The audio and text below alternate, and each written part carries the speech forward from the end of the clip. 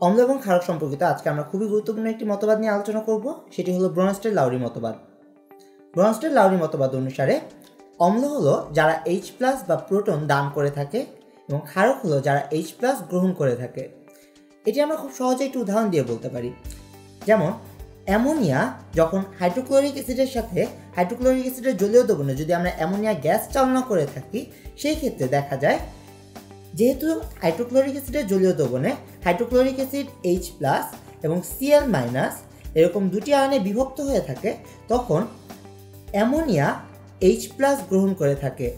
যেহেতু ammonia H+ গ্রহণ করে, সুতরাং অ্যামোনিয়া ব্রনস্টেড-লাউরি মতবাদ অনুসারে একটি ক্ষারক, এবং হাইড্রোক্লোরিক অ্যাসিড থেকে যেহেতু অ্যামোনিয়া H+ গ্রহণ করে, সুতরাং হাইড্রোক্লোরিক অ্যাসিড এখানে H+ দান করে থাকে। যেহেতু হাইড্রোক্লোরিক অ্যাসিড H+ দান করে থাকে, সুতরাং হাইড্রোক্লোরিক অ্যাসিড একটি অম্ল।